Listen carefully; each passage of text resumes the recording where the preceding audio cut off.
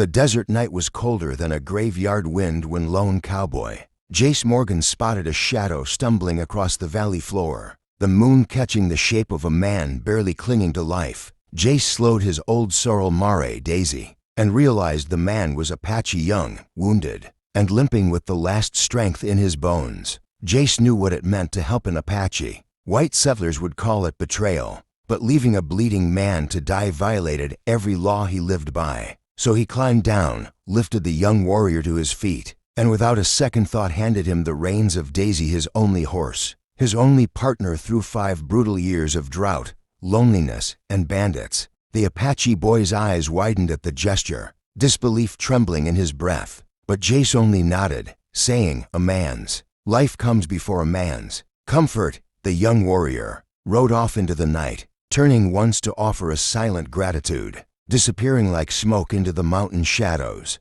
Jace walked the entire 35 miles back to his miserable cabin through icy winds, rattlesnake canyons, and pitch-black arroyos where cougars watched from above. His boots splitting open, his coat stiff with frost, yet he pressed on, telling himself he'd done the right thing, even if kindness felt like a foolish luxury for a poor rancher with nothing left but his pride. When he finally collapsed at his cabin door, dawn breaking over the ridge, he heard a thunder like distant drums' hooves, dozens of them, shaking the earth. Jace dragged himself upright, thinking at first it was bandits or cavalry. But then he saw them, a line of riders stretching across the horizon, feathers glinting, horses snorting steam into the dawn. At the center rode the Apache Chief Red Elk, tall and unyielding as a mountain, and beside him the young warrior Jace had saved alive, strong, no longer bleeding. The chief dismounted and approached with the calm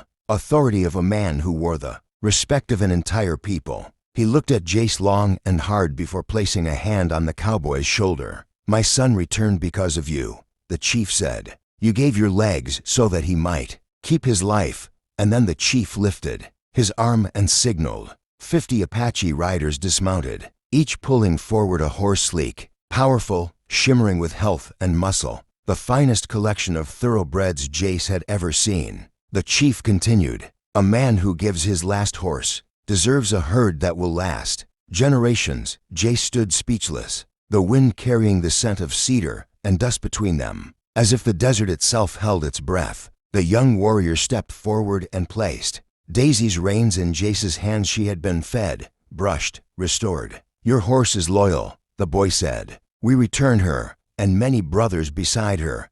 Jace swallowed hard, emotion burning behind his eyes. He had given away everything he had and received more than he'd ever dreamed in return. The Apaches formed a semicircle, chanting blessings in their tongue, honoring a cowboy with nothing but a good heart. Chief Red Elk mounted again and said, "Tell your people, kindness is not weakness, it is strength." And with that the Apaches rode off, leaving Jace standing before 50 of the strongest horses the West had ever seen. His future transformed in a single morning. He looked toward the rising sun and whispered to himself, maybe this world ain't so broken after all." As he led the herd back toward his humble ranch, the dust rising like golden smoke behind him, he felt renewed purpose, renewed gratitude, and a renewed belief that even in a harsh land like the Wild West, one act of compassion could shake mountains. And to everyone hearing this story, if you believe that kindness still has power, that the spirit of the Wild West still lives in tales like this, then make sure to subscribe to Wild West Dairies, support the channel, and keep these legendary stories alive for generations to come.